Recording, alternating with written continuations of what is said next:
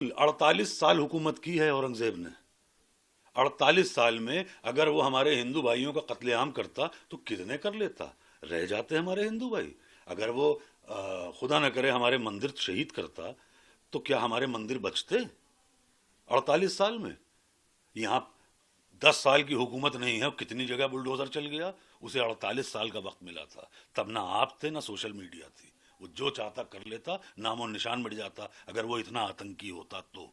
एक बड़ा अहम सवाल इस बीच आता है कि इस मामले को लेकर के अबू आसिम आजमी जो हैं उनके ऊपर तमाम मुल्क में जगहों पर मुकदमा लिख दिया गया।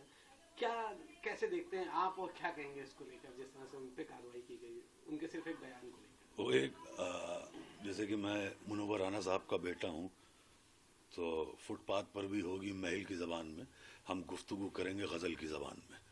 तो एक उस्ताद शायर का शेर है, उसमें गज़ल का एक मतला है कि जो इस हालात पे है अबू आसिम साहब पे, जो आप कह रहे हैं कि मुकदमे हुए और ये वो, तो उनका शेर है कि शायद ये ज़र्फ़ है हमारा जो खामोश हूँ अब तक, वरना तो तेरे ऐब भी मालूम है सारे, और हर जुर्म मेरी ज़ात से मंसूब है इतना, क्या मेरे सिवा शहर में मासूम है सारे। सिर्फ हम ही निशाना बनते हैं, हम तो कुछ भी कर दें बुरे हैं। भाई मैं कह रहा हूँ औरंगजेब खराब था, मैं कह रहा हूँ कि एक अच्छा भला आदमी वो था बहादुर शाह जफर, वो भी खराब था। हम मान लेते हैं अलाउद्दीन खिलजी भी खराब था, ये भी खराब निकले। बाद में ये जो और भी लोग आ गए सब खराब। हमारे माफिया बदमाश जो निकले, जो उनको जिताती रही पब्लिक, वो आज आसानी से घूम रही है, सब खराब। जब मेरे वालिद मुनव्वर राना खराब हो सकते हैं तो फिर तो ये लोग तो बहुत बुरे हुए हैं भाई। ये तो मतलब मेरे वालिद की क्या गलती थी? मेरे वालिद की ये गलती थी कि वो गोडसे के दौर में गांधीगिरी कर रहे थे। तो हमारा तो सिर्फ ये, हम तो ऊफ भी कर दें तो बहुत है।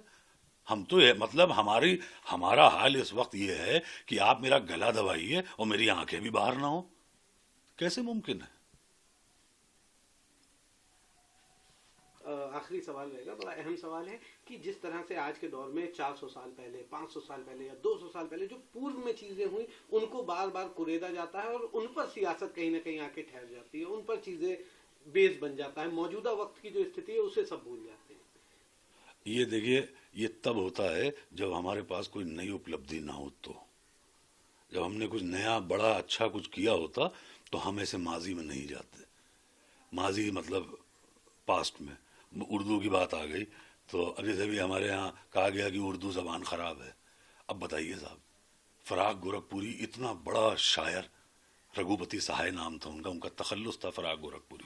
मैं आपको बहुत दिलचस्प वाक़या बता दूं कि फ़राग साहब की बेटी के लिए रिश्ता देखने कुछ लोग आए, तो जो लड़के वाले आए उन्होंने कहा कि वो तो फ़राग साहब से, उनका तलफ़ुज़ बहुत ख़राब था, मतलब प्रोनंसिएशन। तो वो फ़राग साहब से कहने लगे, लड़के के बाप, उनके वालिद, कि अच्छा तो आप शायर हैं?